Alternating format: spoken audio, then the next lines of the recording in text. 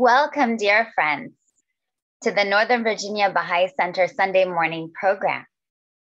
Please note this program is being recorded and will be made available on the Nova Baha'i Center website. I want to take a moment to thank the Sunday morning program team, and we'll begin with our devotional program followed by a presentation.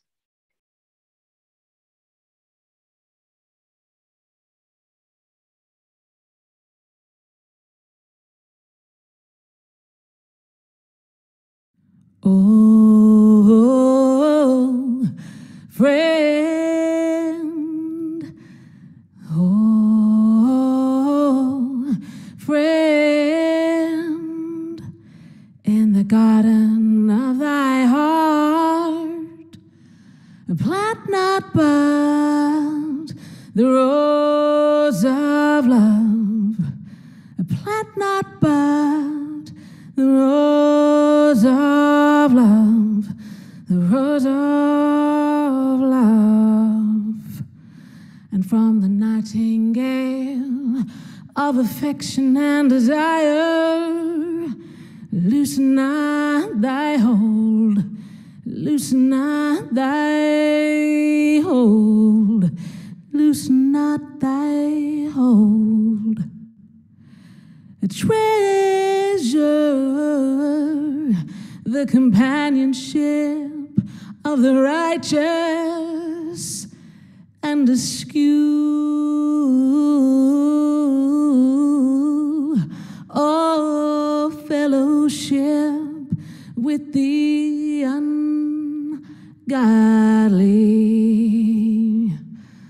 Oh, friend, in the garden of thy heart, plant not but the rose of love, plant not but the rose of love, plant not but the rose of love. Treasure the companionship of the righteous and eschew all fellowship with the ungodly.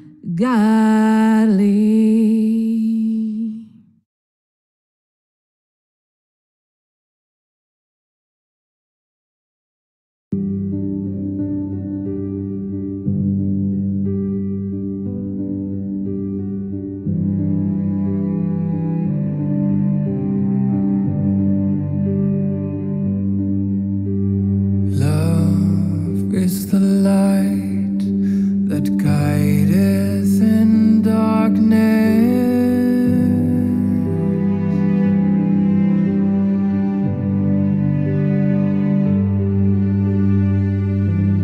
The living link that uniteth God with man.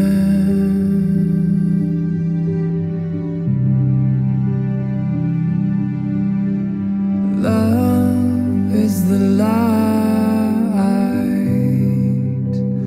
Love is the light.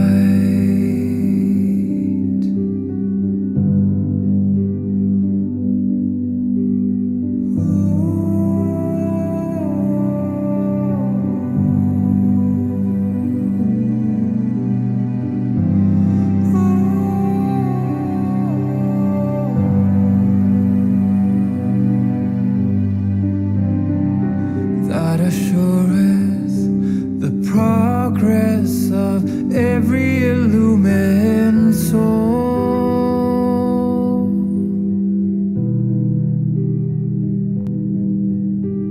Love is the light.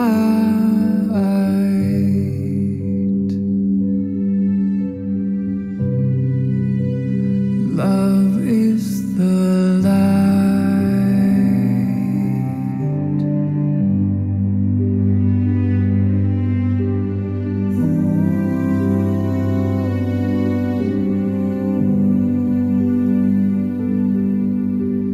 Love is the light that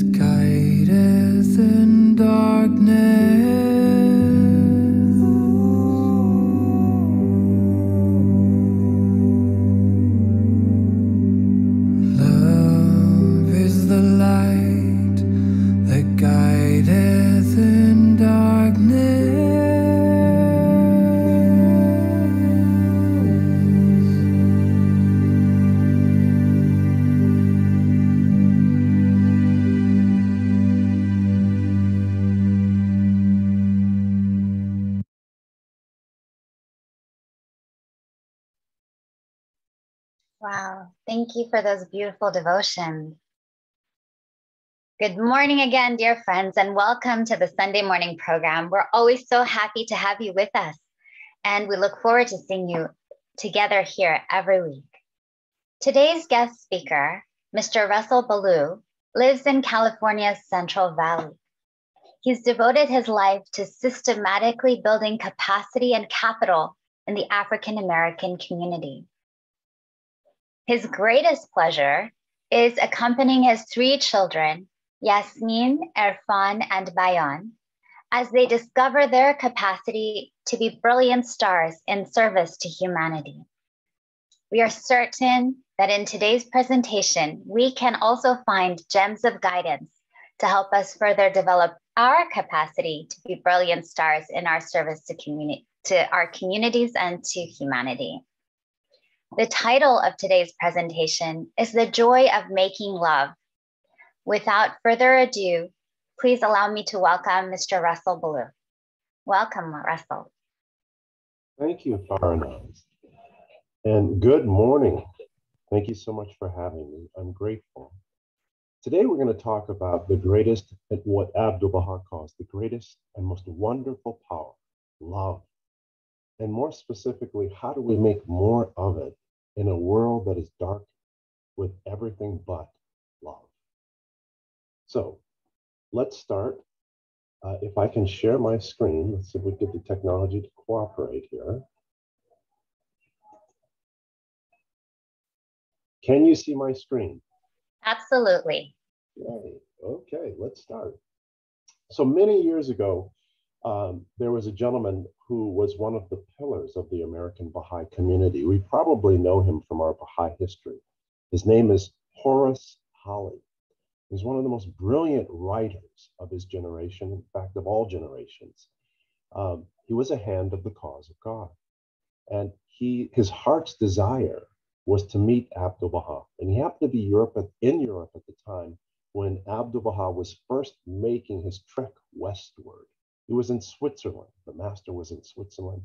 Horace Holly heard about this and he said, okay, to his wife, let's go. This is our opportunity. And what I'm about to read to you is his description of the master. Because at the end of the day, when we're thinking about our movement towards building our capacity, we have him as our example. And so we'll start with the master. As the party rose, I saw among them a stately old man, robed in a cream-colored gown, his white hair and beard shining in the sun. He displayed a beauty of stature, an inevitable harmony of attitude and dress I had never seen nor thought of in men. Without having ever visualized the master, I knew that it was he. My whole body underwent a shock. My heart leapt, my knees weakened. A thrill of acute receptive feeling flowed from head to foot. I seemed to have turned into some most sensitive sense organ, as if eyes and ears were not enough for this sublime impression. In every part of me, I stood aware of Abdu'l-Baha's presence. From sheer happiness, I wanted to cry. My goodness, it seemed the most suitable form of self-expression at my command. While my own personality was flowing away, even while I exhibited a state of complete humility, a new being, not my own, assumed its place. A glory, as it were, from the summits of human nature poured into me, and I was conscious of a most intense impulse to admire.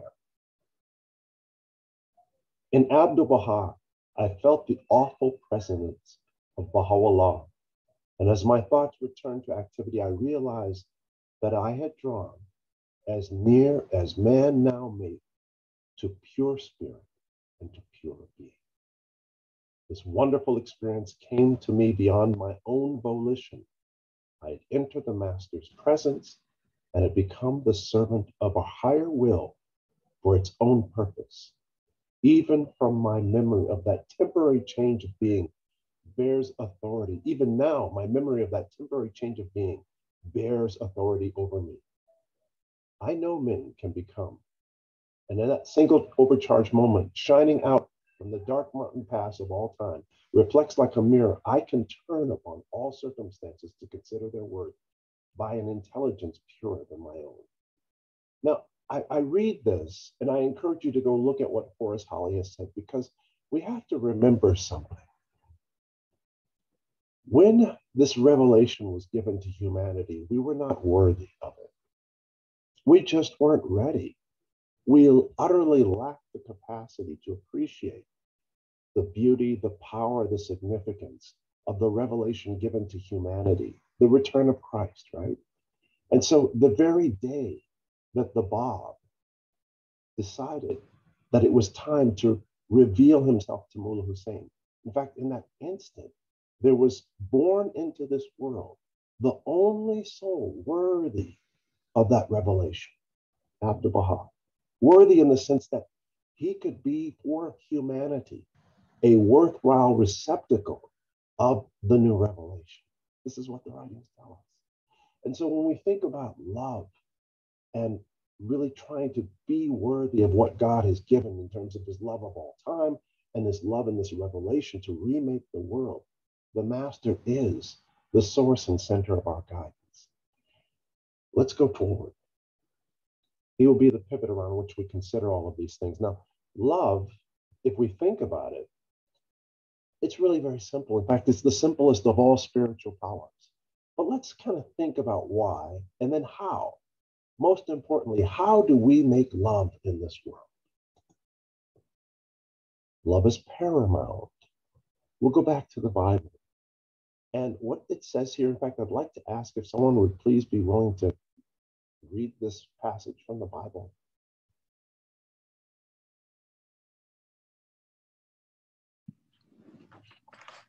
Love is paramount. Teacher, which is the greatest commandment in the law. Jesus replied, love the Lord your God with all your heart and with all your soul and with all your mind. This is the first and greatest commandment. And the second is like it. Love your neighbor as yourself. All the law and the prophets hang on these two commandments. Beauty, Matthew. Friends, this is it. Okay. Love God and love humanity. That's the essential commandment. Love is life. If someone could please read this passage, or I'm sorry, love was first. We know this one from our own writings.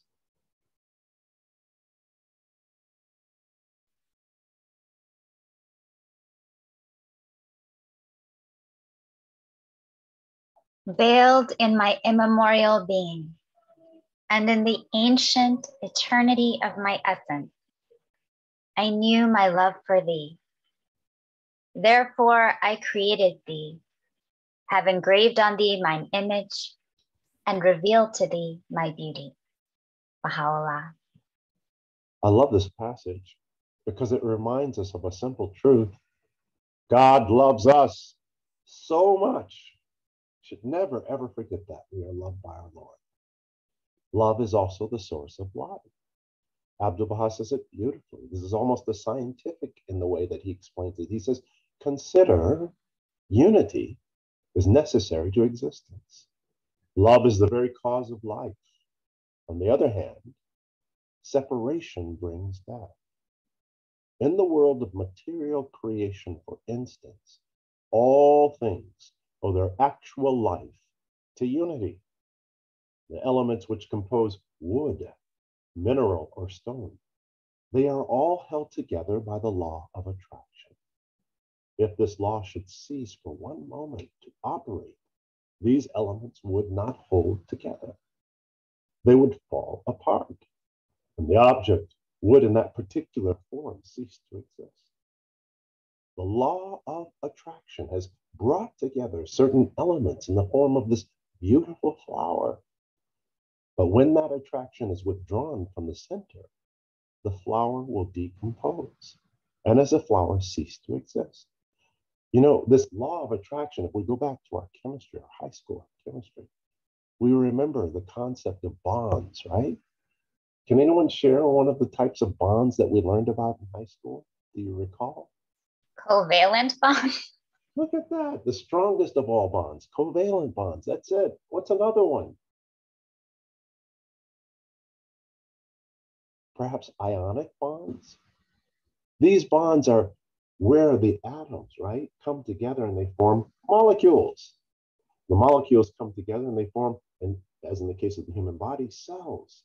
The cells come together and they form tissues. The tissues form organs, and the organs constitute, and when they're working together, human bodies. Unity is everything.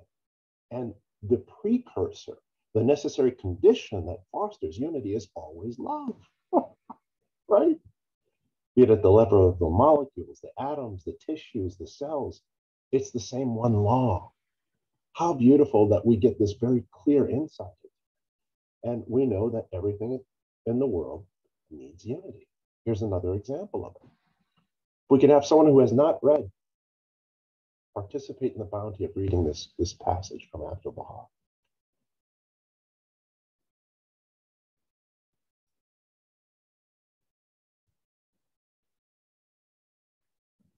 Okay, I'll go ahead. Love is the cause of God's revelation unto man. The whole reason why Baha'u'llah came into existence and suffered so much was God's love for us. He says, love is the cause of God's revelation unto man. It is the vital bond inherent in accordance with the divine creation and the realities of all things. Love is the one means that ensureth true felicity, true happiness, both in this world and in the next. Love is the light that guideth in darkness, the living link that uniteth God with man. Love is the light that guideth in darkness, the living link that uniteth God with man, that assureth the progress of every illumined soul. Love is the most great law that ruleth this mighty and heavenly cycle, the unique power that bindeth together the diverse elements of this material world, the supreme magnetic force that directeth the movements of the spheres in the celestial realms. I'm repeating here Abdu'l-Baha, his main point. Love guides us through darkness. You know, so often we hear people struggling. They have depression. They're sad. They're overwhelmed. They're anxious. As we find our capacity to make love, first for ourselves and then within our communities, we bring the light of God's, I don't want to repeat the word, shall we say compassion? Shall we say care? Shall we say illumination? The whole key to remaking ourselves in the world is finding new and different ways to connect with our Maker. As we do that, we cure ourselves in the world. You know, Abdu'l-Baha, when he visited the United States, he made an observation that when I was a younger man, I'll never forget, I was on a college campus and I was speaking with this young African-American woman. I was trying to teach her the Baha'i faith. And I said, hey, what do you think about the world today? And she said, you know what? People just don't love each other. And it was just such an accurate and insightful remark. And it hit home because I remembered this passage. He says, the body politic today is greatly in need of a physician. It is similar to human body afflicted with severe ailments. A doctor diagnoses the case and prescribes the treatment. He does not prescribe it, however, until he has made the diagnosis. So here's the doctor, it's Abdu'l-Baha, serving on behalf of his father, Baha'u'llah, and he says this is the disease. The disease which afflicts the body politic is a lack of love. That's it. A lack of love and an absence of altruism. Friends, you know, we often get snookered into long discourses about the world and all of these other things. And, you know, they are useful to the extent that they help us to draw close to people. But we have to remember that at the end of the day, we're just trying to connect people with their Maker. That's it. Right?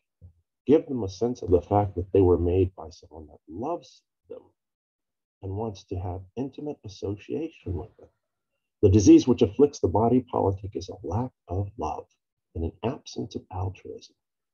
You know, this word altruism is very important because I'll skip to the punchline. You may say, okay, Russell, you've been talking about love and we get it and we understand it. How do you make love? How do you foster that within your community? Let me ask that on the line. Does anyone have any ideas?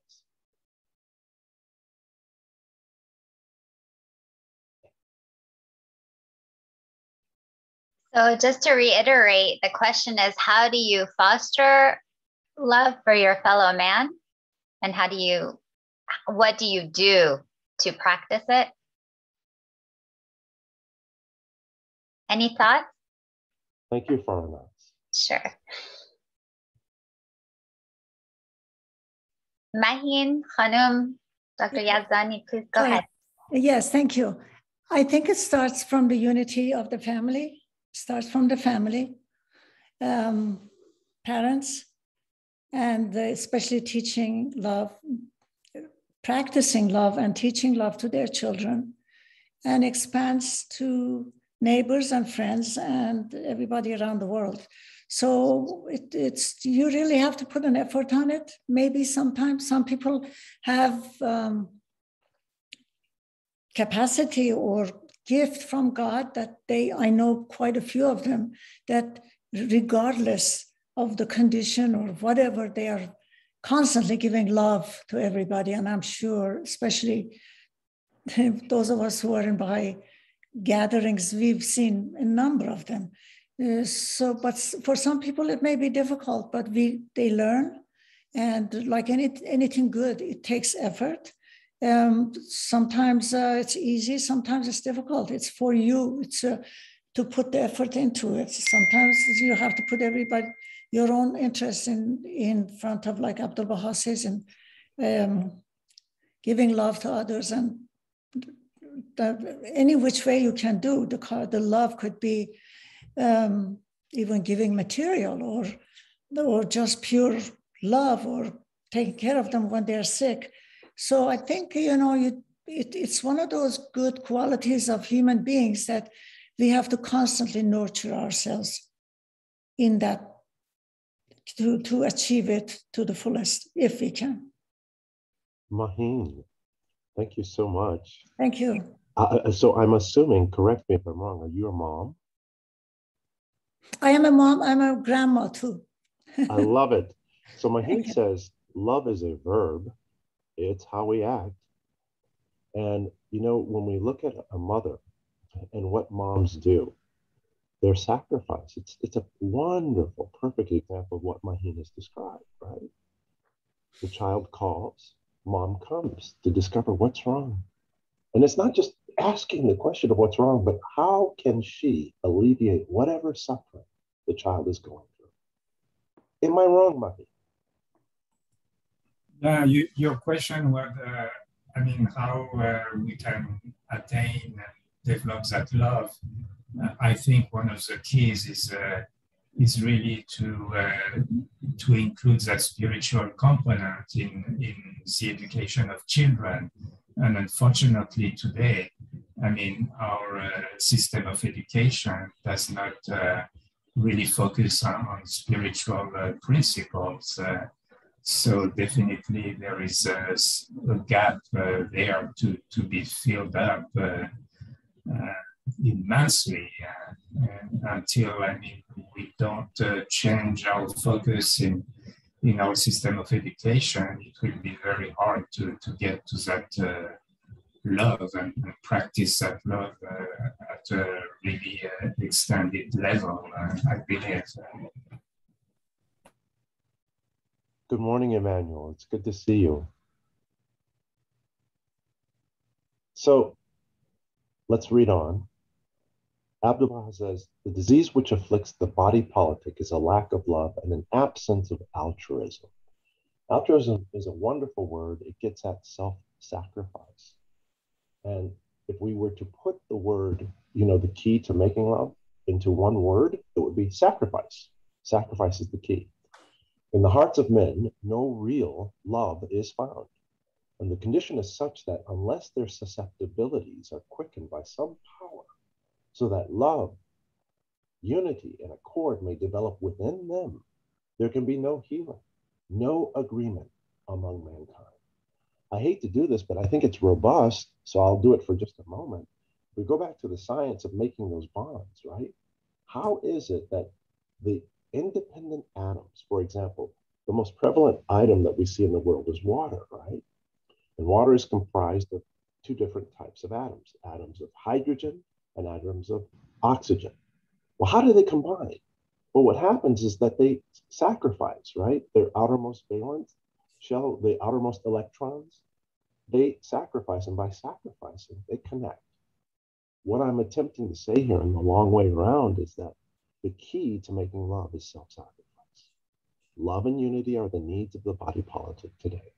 Abdu'l-Baha repeats himself, and he says, without these, there can be no progress or prosperity attained. The question we have to ask ourselves is, okay, how do we foster sacrifice? He goes on, and this is actually from the passage in the Bible. Then we'll go back to Abdu'l-Baha. Is there anyone who'd be willing to read this? This is a beautiful explanation of love, what it is and what it is not. Okay, so from the Bible, we know this concept, if you have faith, you can move mountains, and that's how this passage begins. It says, if I have a faith that can move mountains, but I do not have love, I am nothing. If I give all I possess to the poor and give over my body to hardship that I may boast, but do not have love, I gain nothing. Now he describes the sacrifice in love. He says, love is patient. Love is kind. It does not envy. It does not boast. It is not proud. It does not dishonor others. It is not self-seeking. It is not easily angered. It keeps no record of wrongs. Love does not delight in evil, but rejoices with the truth. It always protects, always trusts, always hopes, always perseveres. Love never fails. But where there are prophecies, they will cease. Where there are tongues, they will be still.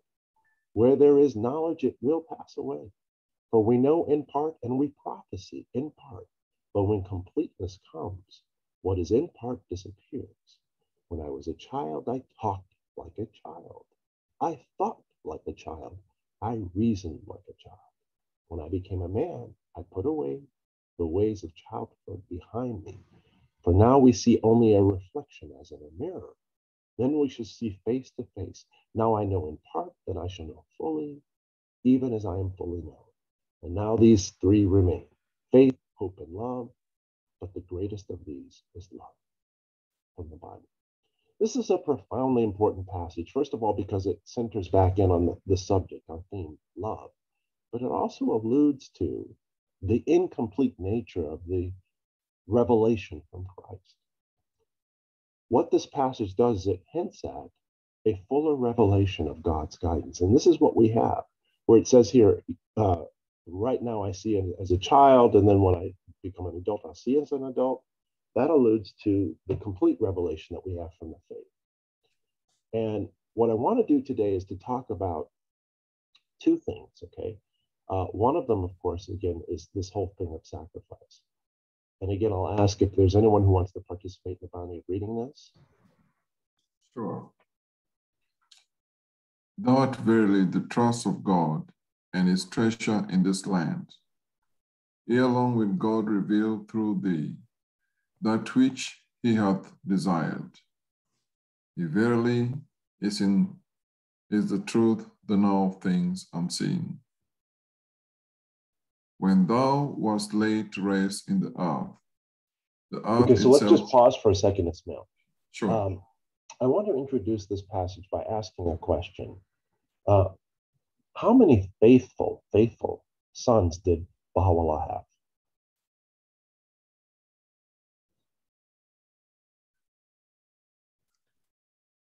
Two, I think. I don't know. Two. Two, okay. So we know one of them is Abdu'l-Baha because we've been speaking about him. What was the name of his other faithful son? Oh, you got me. Mirza Mehdi. Mirza Mehdi. Mirza Mehdi. You say it so beautifully, Paradise. So all throughout this, I've said love is the key. And then I said, okay, if we want to make love, we have to have sacrifice. Many years ago, and I'll be precise about this, in 1848, Mirza Mehdi was born. He was born in Iran at the time when the early members of our faith, Babis, were being persecuted, relentlessly persecuted. So imagine you're born into a household which is at the center of a storm that is depriving you of everything that you should have as a human being. This is the world into which you are born. Okay? It is not possible for anyone to visualize the measure of humility and safe effacement, the intensity and of the devotion of the purest branch. Because you see, it wasn't just that he loved his Lord, but he was faithful in the midst of this storm that I've been describing, a faith that not everyone manifested, right? There were members of Baha'u'llah's household that rejected the faith. He stayed true to it. And let's just kind of look at timelines and a little bit more about details. Baha'u'llah embraced the Baha'i faith. And as a result, in 1852, he was stripped of all of his possessions. He was a very wealthy human being and put into the Siyashal, right? So Mirza Mehdi, at that point, he's about 4 years old. Abdul Baha is about 8. Abdul Baha goes into the Siyashal and he sees this, he's about to take a look at it. And Baha'u'llah says, leave, don't come in here. It's too crazy. He's there for 4 months. And then he's actually told, you're exiled. How can a child of only 5 years old by that point, Mirza Mehdi, accompany his family through the bitter cold? They were actually exiled in January, right? The coldest winter that they'd seen. He couldn't. This is just the backstory that I want you to appreciate. There are 2 sons that were faithful. One of them was born into all of this chaos. The other had to live through the chaos as a child, right? Abdul Baha, 8 years old. And so the only thing that this little child could turn to, I'm going back to what you shared, Maheen, was his mother, Asiya Khanum. Well, he had to be separated from his mother as a child because he couldn't make that arduous journey. These are the difficulties.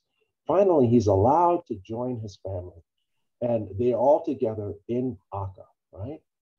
And what I've been trying to say to you, and I'll just kind of cut to the chase here, there are 2 elements of making love. The first is what we do in terms of turning to God ourselves, right? And I'll ask the audience, and here I really need your help. How do we love God? In the Baha'i faith, we have some very specific things that we do to enkindle the fire of our love for God. What are they?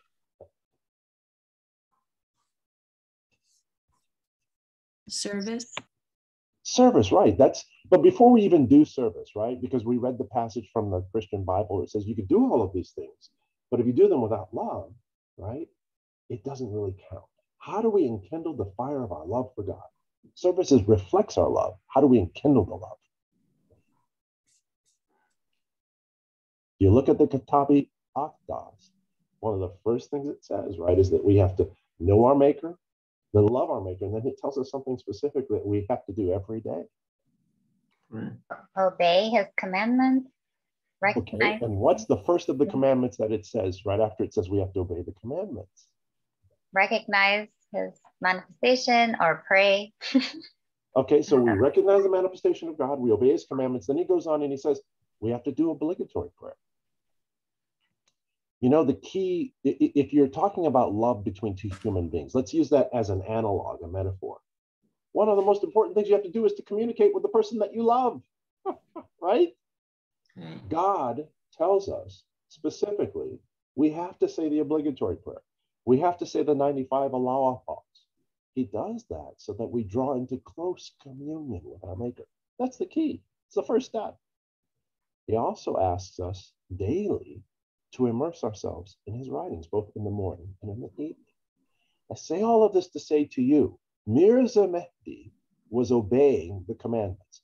He's on the roof of the prison, communing with his Maker. He's praying to God Almighty. And this was his practice every evening. It's unbearably hot over there. So he'd wait till the evening when it cooled down. and he would get lost in the rapture of prayer, praying to his God.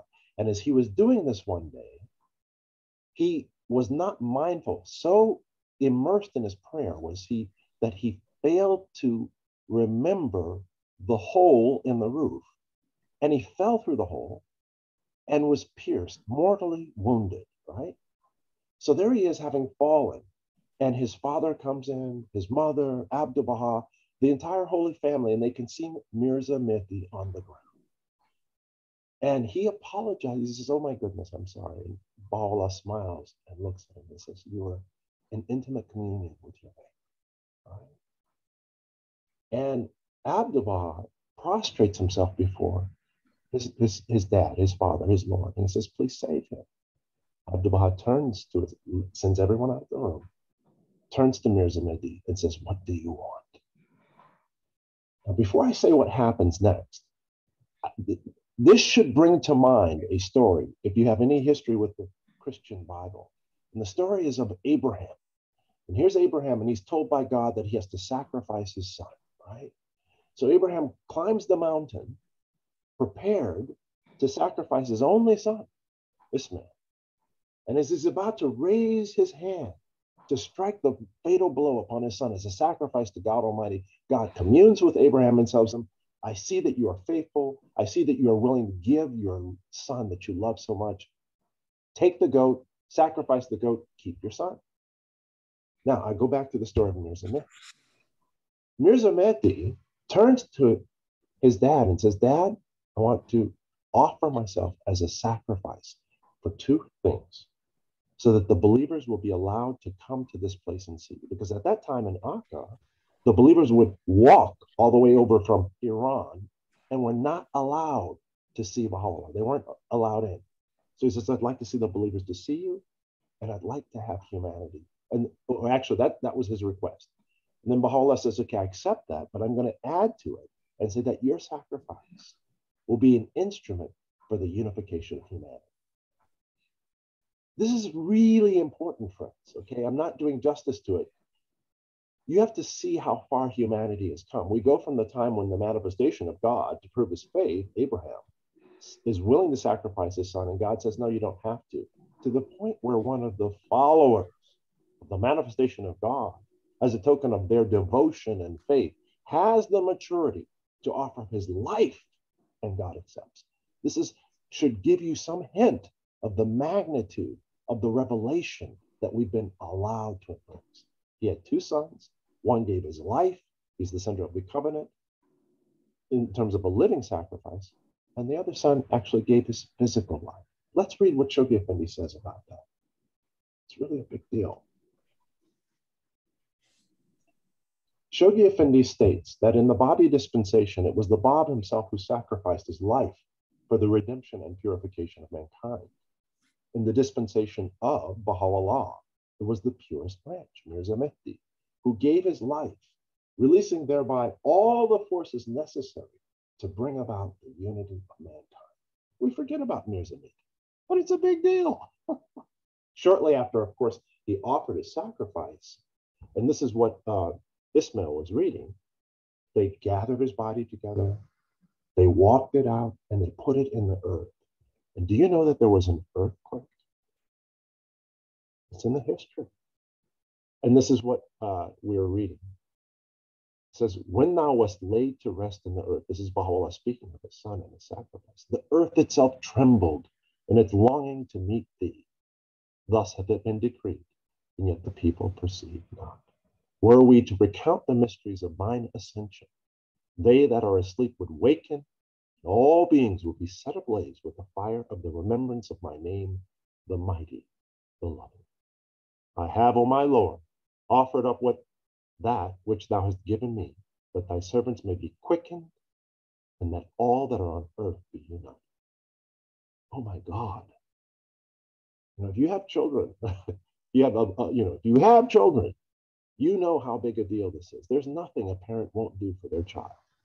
And in this case, Baha'u'llah gave up both of his sons, one quite literally to death, and the other quite literally to the process of helping all of us get it and go forward.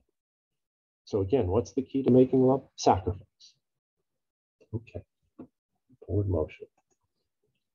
So Abdu'l-Baha comes to the United States. And we continue. He says, this is the passage we were reading earlier. He says, love and unity are the needs of the body politic today. Without these, there can be no progress or prosperity attained. Therefore, the friends of God must adhere to the power which will create this love and unity in the hearts of the sons of men. It must be accomplished solely through the divine bounties and spiritual bestowals which have descended from God in this day for that purpose. Friends, you know, and I know I'm probably overstating this, but it's a terribly significant point. You know, Baha'u'llah says, all that is good comes from me. And so if we're attempting to do good in this world, we have to turn to our Maker. This obligatory prayer, reading the writings, it enkindles us, right? This is what he's saying. It must be accomplished solely through the divine bounties and spiritual bestowals, which have descended from God in this day for that purpose. The spiritual teachings of the religion of God can alone create this love, unity, and accord in human hearts. Therefore, hold to these heavenly agencies which God has provided, so that through the love of God, this soul bond may be established, this heart attachment realized, and the light of the reality of unity be reflected from you throughout the universe. We must become enkindled. And the key is our prayers and reading these wonderful writings. I love this photo because you can see the master is looking with love on this child, this little black child. At a time when in 1912, blacks were looked upon with disdain, even hatred. Look at how tenderly the master gazes upon this little black child. It's beautiful. So here he is in this gathering with all these folks and focused on and helping the whole community turn to learning to love African Americans at a time when, you know, anti-blackness and, you know, the oppression of Negroes was at its height. The Abdu'l-Baha was teaching us to pivot into light. Here's a passage here, and here's an act of service that the master did to illustrate it. You know, Abdu'l-Baha frequently urged interracial marriage, bringing the Gregories together, and we all know the picture here. It's hand of the cause of God leaves Gregory and his wife. Bringing the Gregories together in marriage is considered in Baha'i history an exemplary act of Abdu'l-Baha.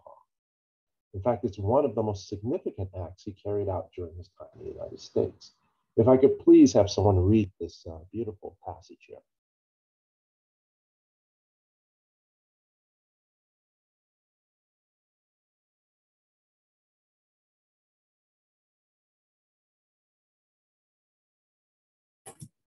See ye no strangers, rather see all men as friends, for love and unity come hard when you fix your gaze on otherness.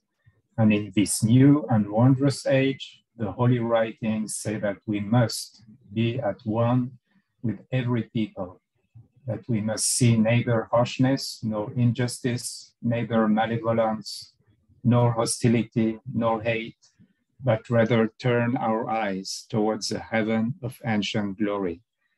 For each of the creature is a sign of God, and it was by the grace of the Lord and his power that each did step into the world. Therefore, they are not strangers, but in the family, not aliens, but friends, and to be treated as such. Abdu'l-Baha. Thank you, Emmanuel. I love this passage. I mean, it's the secret sauce, right? You know, what he says here, it's easy to love people that we like. It's easy to love people that are beautiful. It's easy to love people that are interesting. The hard part is when we have to love people that we do not like, we don't find interesting, we might even hate. And what Abdu'l-Baha says here as a secret, he says, love and unity come hard when we fix our gaze on otherness. We all know the passage. He says, you know, if a man has what's that passage? Has only one good quality, that's what we are to focus on. Right? What he did by uniting Louisa and Louis Gregory together was to help humanity see the beauty in each side. The most important union of Louis Gregory and Louisa Matthew took place on September 27 in 1912. They did it in New York as conditions in Washington, D.C., where Louis Gregory was from, were rather unfavorable to interracial marriages and allowed them to be more discreet. Abdu'l-Baha at that time was in Colorado and on his way to California. But he praised this marriage greatly and addressed them when he said, "I saw a seed in your heart and cultivated it." So, friends, the master has always been a revolutionary. That's one way to characterize it, right? Revolutionary in the sense that he's pulling away the things that don't matter and are actually not right and instituting what's good. And this is a beautiful example. We know that both of them were great teachers. The simple fact of the matter is that there were many states in the United States at that time where their union was illegal. So they spent a lot of time traveling and teaching and trying to change hearts so that humanity would allow them and others like them to thrive. They were on the very forefront of this process. We have a history. It's important. I'm sorry, I don't want to overstate this, but it's significant that people understand that from the very inception of the Baha'i faith in the United States, we have been doing the hard work of remaking hearts so that unity between whites and blacks can be realized, even to the point of having them intermarry. In fact, there's no more perfect way to foster a complete abolition to racism than bringing people together in union like this. Okay. The idea of brotherhood and peace and all of this, these are all great ideas. The difference with our revelation is that we are aligning these ideas with the power from God, with a love from God, and with institutions. And this idea of the institutions is profound because, at the end of the day, the reason why historically, there are two reasons why historically the great religions like Islam and Christianity each have over 1 billion followers. There are two main reasons why they have not been as great as they could be. The first, of course, was humankind's immaturity, human immaturity. And I alluded to that when I told you the story of Abraham and his son versus Baha'u'llah and his son. Humankind was not yet mature. Okay, that's number one. But the second reason is that we had no authoritative center to turn to. There's no one clear-cut voice of God in the Islamic religion or in the Christian faith. In the Baha'i faith, we do have a very clear-cut sense of who's saying what and an ultimate final authority to turn to when there are disputes or misunderstandings. This is terribly important. So I'll read this. It says, "And finally, it was Abdu'l-Baha who made certain that the divine order conceived by Baha'u'llah for the unification of the human race and the institution of justice in humanity's collective life would be provided with the means required to realize Baha'u'llah's purpose. For unity to exist among human beings, they must give assent to some recognized and authoritative means by which decisions will be taken that affect their association with one another and that determine their collective goals," right? So the Universal House of Justice is that center. I'll tell you a quick story. The Universal House of Justice and its authority over our lives is huge because without that organizing center, that ordainer, we would have split up and our faith would suffer, right? Recently, my daughter had the opportunity to travel to Haifa with her school. And this is a bounty that was supposed to be occurring in a week. And so she wrote to the House of Justice and said, "Hey, I want to come because I'm coming with my school and we're going to study the Palestinian conflict." The House of Justice wrote back to her and said, "No, you cannot come."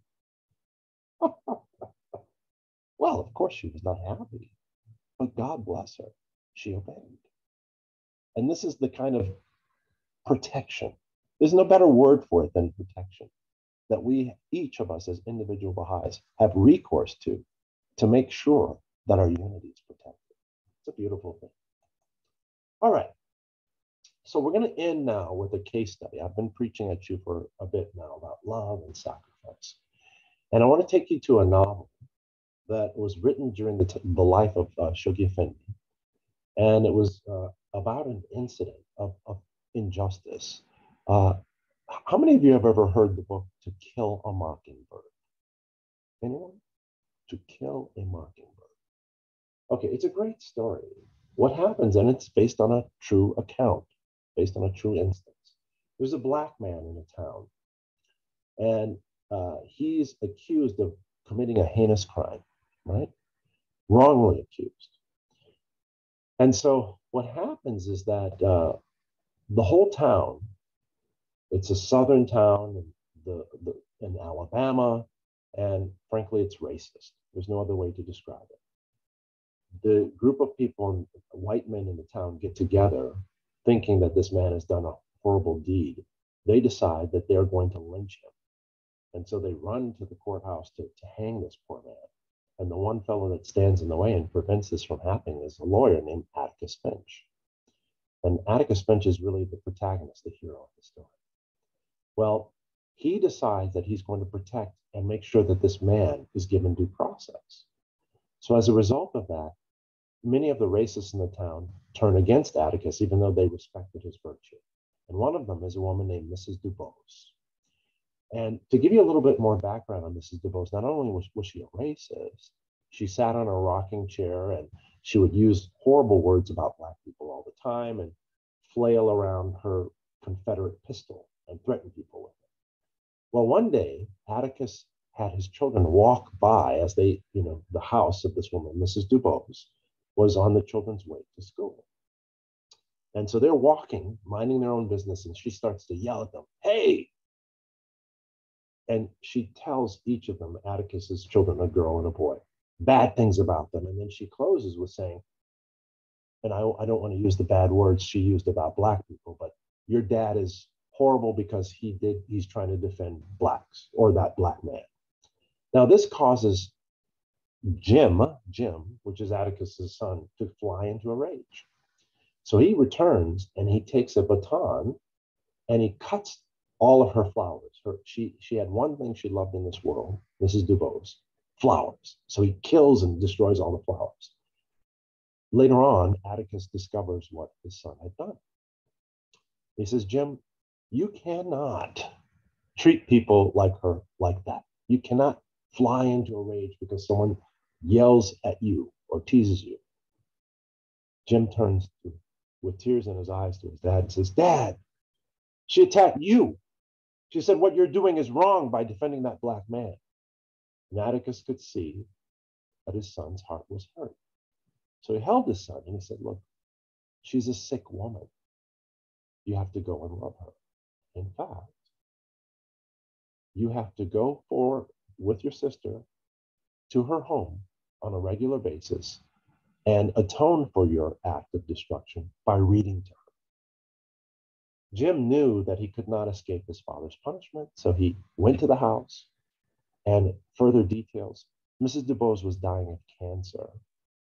And so she would spittle. It was just kind of very disgusting. But he followed his father's instructions. He went to her house and he read the book Ivanhoe. I don't know if you've ever heard of it, but it's an old book about a British knight. And every day after school, he would go and read to this woman for 2 weeks until she died.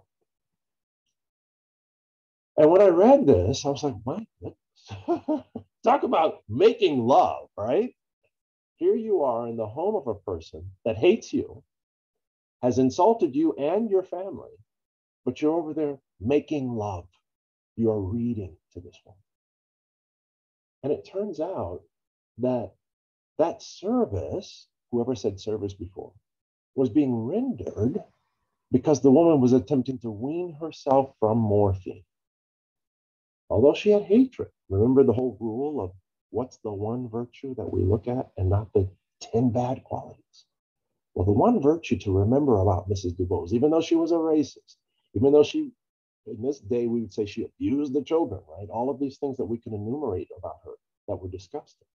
The one beautiful thing about her is that she had determined in her heart that she had come into this world pure.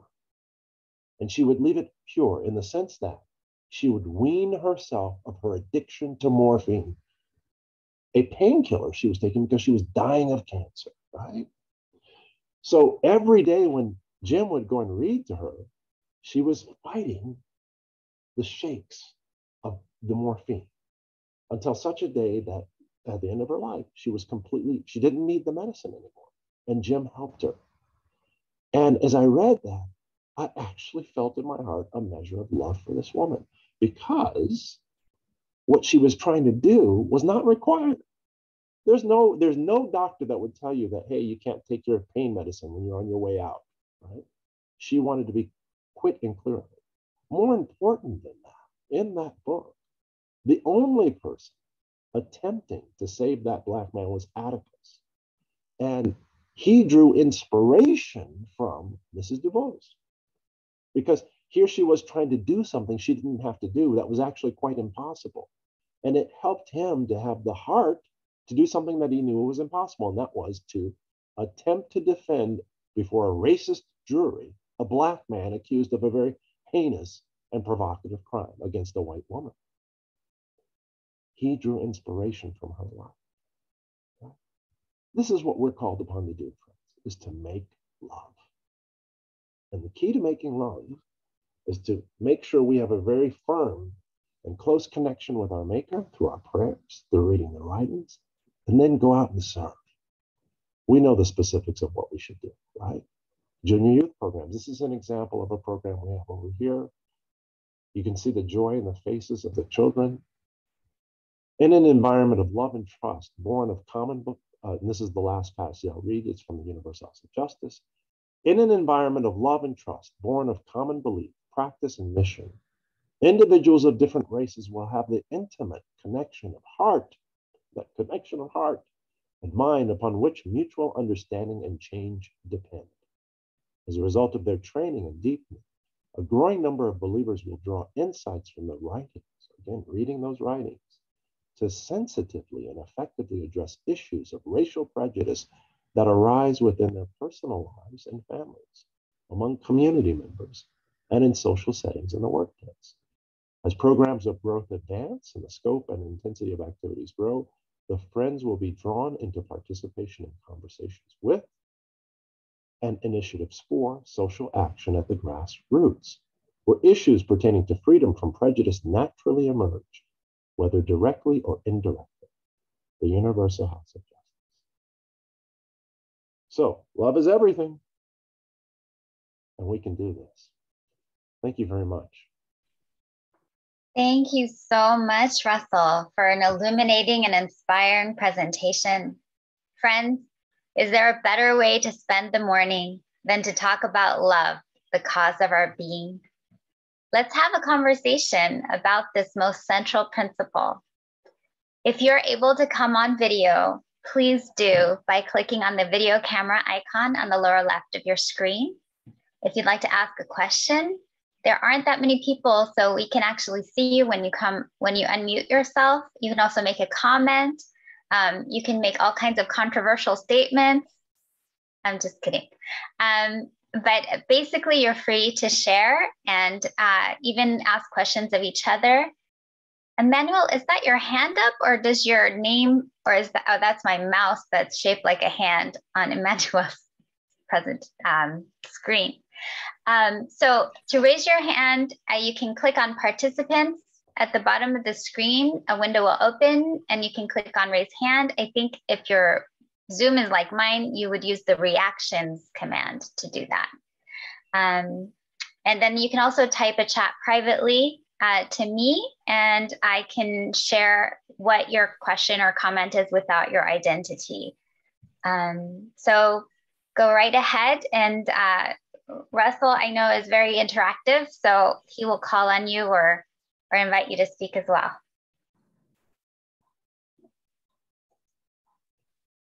Are there any questions or comments?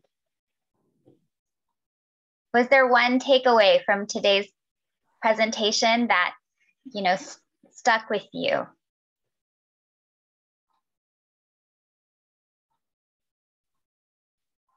We have a lot of work to do. Yeah, I think we have this was a very, I'm sorry, I was on mute, brilliant talk. And I love the quotations that were from Abdul Baha and Baha'u'llah. And really, we can be reminded every day, and still not enough, in order to practice this most, all the prophets of God have talked about love. That's the basic teaching of the faith, and especially in Baha'i faith. So we need to remind ourselves too, so to practice on it, not just read and talk about it. So thank you so much. It was wonderful, Russell. Thank you for being here, Maheen. Absolutely. And thank you for reminding us of the mother's love. That is really the thing that I always go back to. A mom will do anything for their family. And this is, I think one of the things we're called upon by the Baha'i faith to consider is a larger understanding of what family is. And so if there's one thing that I would have you guys all consider, it's this. As Baha'is, we're more accustomed to thinking about trying to love other people. It's just how we are. Abdul Baha says, we sing this as children. To be a Baha'i simply means to love all the world, to love humanity, and try to serve it. So we have that in our hearts, right? Love all the world, love humanity, and try to serve it. I think one of the things that we may need to do better with is expanding our definition of family. And so what I'd like to just throw out to the group is, okay, who can I in my world get closer to and have myself and that person become more like brother and sister or mother and child? Because that's really what the world's desperately crying out for, more family. We can't change all of the world, but we can be a mother, or brother, or father, and uncle to one other person. Is that okay? I'll leave that as a challenge to all of you. Go ahead, Emmanuel. I'm sorry, Farnaz, I didn't hear you. Yeah, when we talk about family, many times we talk about people who look like us, who are part of our inner circle. And I think the challenge is, as we were mentioning in all those wonderful quotes that were mentioned to us earlier, if I remember correctly, at one point, Abdul Baha was saying, fix your gaze on otherness. And I think that's the difficult part, to get out of our, known family to engulf also the larger family, which includes people who are not necessarily the same as ourselves. Amen.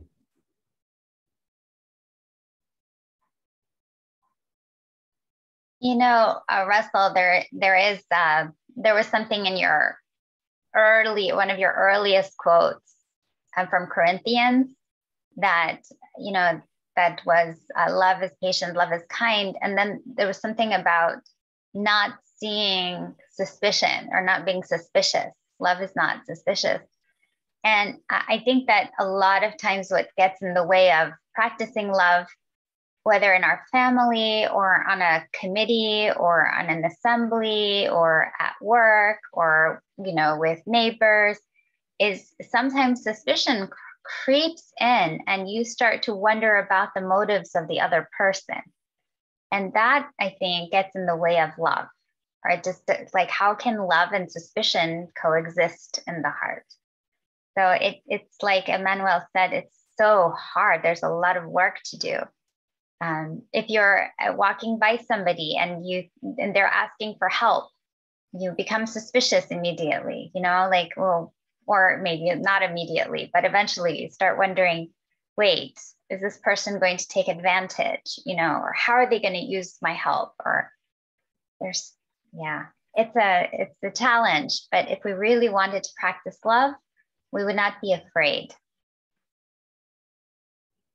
Well, it's a fair thing. So when we interact in a world, right, where sometimes people are motivated by things that are not wholesome, and we're called to interact with them, how do we do that, right? Well, the writings tell us to try to see the beauty. And Abdu'l-Baha, there's a great talk given by Tom Price about Abdu'l-Baha, and he says, Abdu'l-Baha would look at every person as a love letter from God. Right? And so when that person would come in, the first big thing Abdu'l-Baha tried to do was to listen. Baha'u'llah, in speaking about teaching, was actually speaking to Mirza Haydar Ali, the angel of Carmel, about teaching. He says, look at the master. He will listen to any manner of nonsense, right, in the process of drawing close to a soul. And so one of the first things that we may want to do is to kind of think, okay, if I can help a person that's in my area, right, one of the first things I have to do is to try to understand where they're coming from. And some of what they'll be sharing is not necessarily wholesome. And so what we can do is to help them see that by showing them some of the relevant Baha'i writings. A dear friend of mine, for example, was troubled by his desire to steal. In fact, he stole from me my favorite pair of shorts. Okay, sorry, but they were stolen. And so I had to ask myself, okay, so what do I do? Well, the first thing is I will never allow him, until I see a change in his character, to be that close. He slept over, he put on my shorts. I said, hey, what are you doing?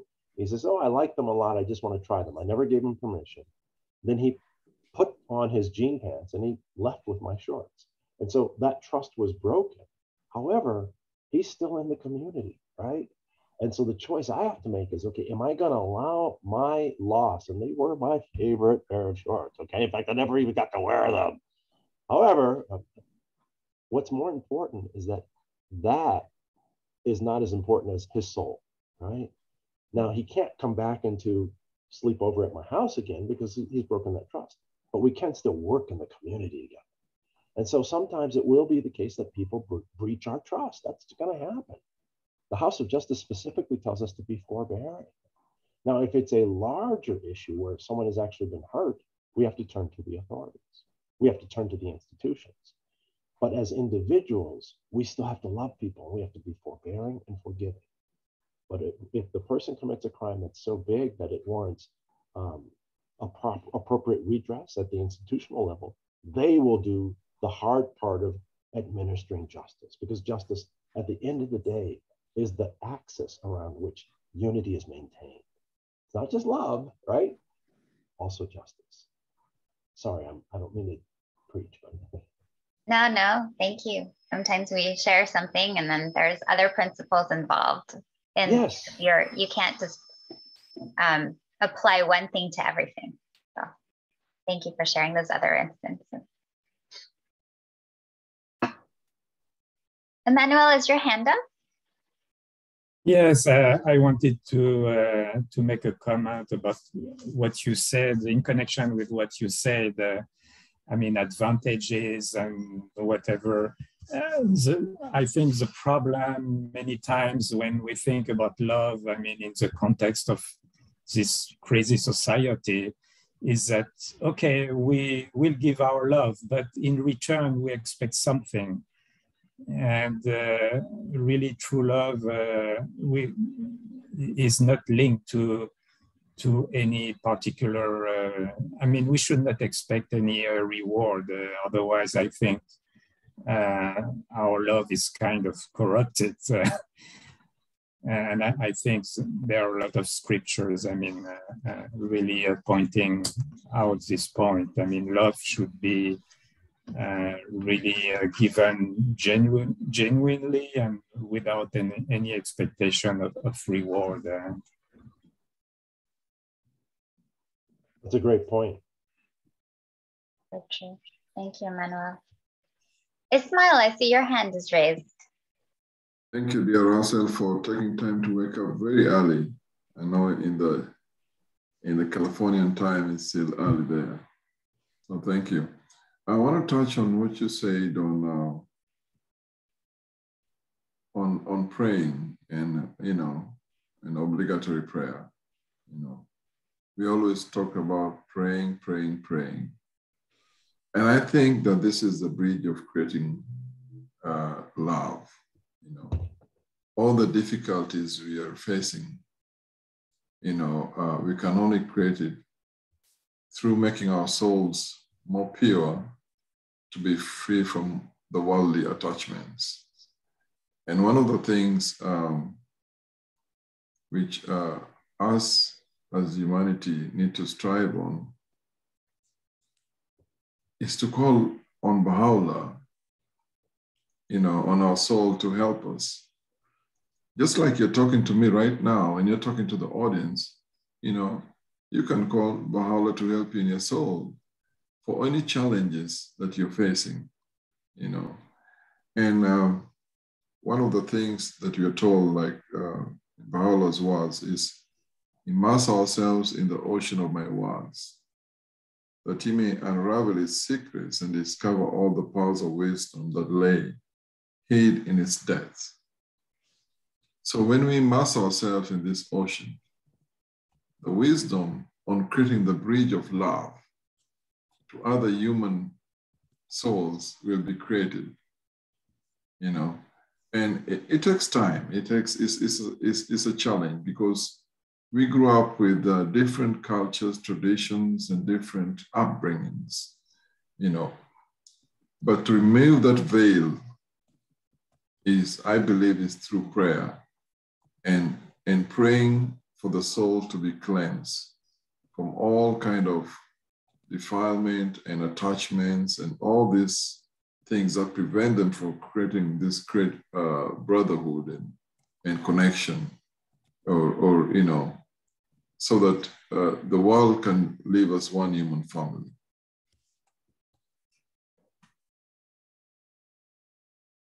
Thank you. Thank you. This thing, I wanted to just kind of yell and shout about the prayer thing and how it helps us. And your passage about immerse yourselves in the ocean of my words, I love that. So thank you. Yes. There is this, maybe it's a process of drawing towards love that the world is experiencing, like the polarization in the United States in the political realm. People are so polarized, and how can we really practically apply this principle of love when both sides are so vehement that they're so insistent that their way is the way, that the right way, like is the most compassionate way, and they're really divided. I mean, okay, so they're divided over abortion, and it cuts at the heart, like for both sides. One is a lover of humanity and wants us to not kill children before they're born, not end the journey of the soul on this plane. Another is a lover of humanity and wants us to uphold the dignity of the individual and their freedom to choose. Like, I think, how do you deal with the two sides, because they allow the absence of love between each other, or they get in the way of social progress through this division? Well, the one thing that comes to mind is, two things. Again, in the Baha'i writings, we have an authoritative center to turn towards, right? And so one day, as the faith really grows in its capacity, and also our influence, because our numbers increase, this issue will be placed before the House of Justice for a definitive statement. What should we do? And we, as Baha'is, we accept the authority of the House of Justice because we believe that they are God's vicegerent on earth. But let's just take away the association of that institution with God's, as a channel of God's grace to humanity, and talk about the process that we have in communities for addressing differences of opinion. Because I'll step out of the specific issue and just talk about the dynamic, the phenomena of people having different opinions. We've been given a gift, right? And that is local spiritual assemblies, which will become local houses of justice. And if we think about the process of, okay, within a community, souls gather and select 9 individuals for their qualities. One of the qualities of an apple is going to be love. But it's a whole panoply of spiritual attributes that the people are selected for by secret ballot. And so these individuals will have the moral authority of having been selected by a group of their peers for their spiritual capabilities. Then they gather, and there are always going to be differences. This is what Abdu'l-Baha says between human beings, right? Well, the agency, the instrument given by Almighty God for resolving differences is the local house of justice. At this point in our evolution, local spiritual assemblies. The issue is presented to the local spiritual assembly. Those 9 souls come at it from different perspectives. They must necessarily come at it from different perspectives. So the relevant Baha'i writing is what? Out of the clash of differing opinions, the spark of truth emerges through consultation. Ballew tells us that it's necessary to consult in all things. So here we have the population selecting the most able spiritual beings. Those able spiritual beings we know because they're all different, each looking at every facet of the relevant issue, right? Prayerful, beseeching, as Ismail said, we should always turn to God when we have difficulties. So the assembly, not only are they sharing their thoughts, but they're asking God for his guidance, right? And they differ, they conflict. And what we're taught in consultation is to listen for the truth. So it is a collaborative search for the truth. We each start in different places, looking at all facets of it.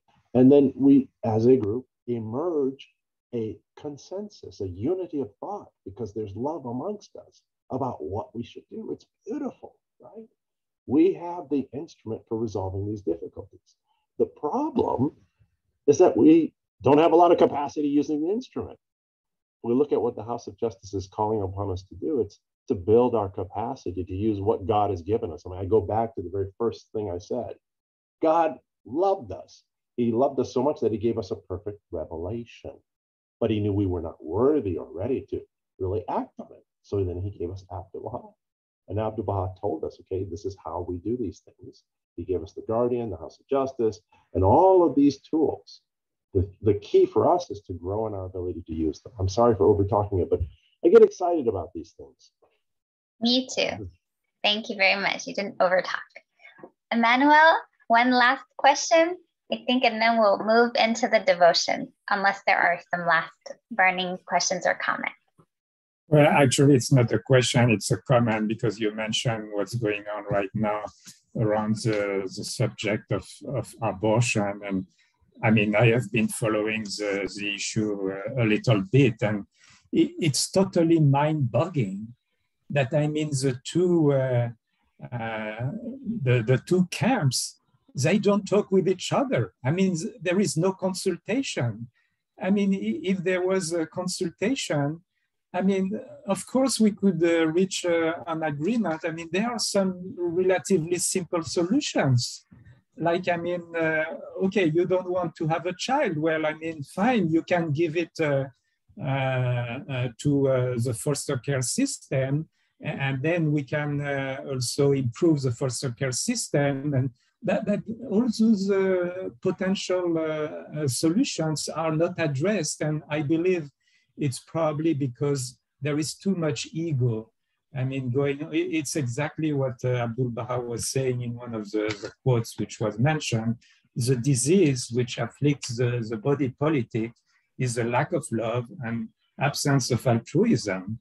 And there can be no progress or prosperity attained, I mean, in that environment. And we are just in that environment. But I think a lot has to go with ego, and those people have such extreme egos. I mean, they cannot talk with each other. A few years ago, I attended a Baha'i conference in Arizona, that conference that is held every Christmas time in Phoenix. And year after year, there was a very interesting psychologist who was giving a workshop. And her theory is basically that all the problems of the world are just caused by extreme egos. And I think in that issue of abortion, we are just stuck because there are too many extreme egos. I mean, just putting a cloud on potential solutions. Thank you, Manuel. Yeah, there's so many things that we can see, even in a consultation at, in a Baha'i group of people, we always have to deal with our egos. And imagine if in the future, decision-making was applying the principles of, consultation, of compassion and understanding. So true. Thank you so much, dear friends. Are there any other comments or questions before we move on? It's really been illuminating learning from each of you who spoke, and from Russell, absolutely, for this wonderful presentation. We had you here speaking about capacity and capital building amongst the African American community, and it's lovely to have you here again talking about making love, the joy of making love. Thank you for redefining that phrase for us today in spiritually more profound, more meaningful way. We are lucky to have another speaker next week who will be speaking on a topic unbeknownst to me. Her name is Radiance Talley. If you know Barbara Talley, you know that this will be a very wonderful presentation regardless of the topic. And we wanted to thank the committee for organizing this program. They don't wish to be named because they're being humble, but they do a fantastic job of putting together all of the devotions and getting speakers, and just on topics that you might be interested in. If you have an interest in a topic, or if you know a presenter, or if you'd like to present, please reach out, get in touch with us through the website.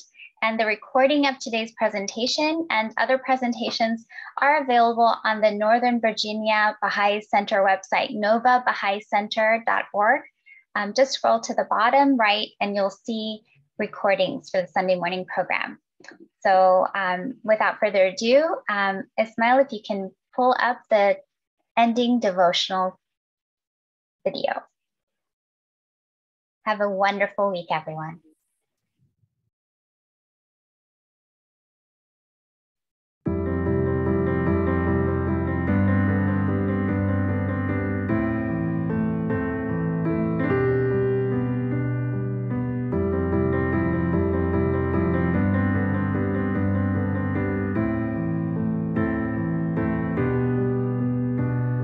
Immeasurably exalted art thou, O Lord.